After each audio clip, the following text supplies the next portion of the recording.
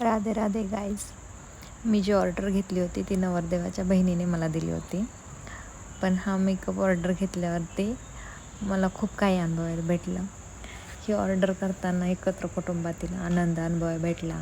एकमेकांशी असलेलं बॉन्डिंग, प्रेम, सुख, समाधान, त्यांच्यातली प्रसन्नता सगळे काही अनुभवायला भेटलं. तसंच त्या फॅमिलीमधील मेन माणसाचे जे कर्तव्य आहेत म्हणजेच भाऊ यांच्यामधील जिव्हाळा देखील पाहायला भेटला. थोडी मनात भीती होती भाऊंबद्दल, पण सगळं काही ओकेमध्ये मेकअप केल्यामुळं मनातली भीती पण गेली. त्यांच्याशी बोलणं झाल्यावरती त्यांच्यात मनातलं भावना पण समजल्या. खूप छान एक्सपिरियन्स राहिला या मेकअपमध्ये.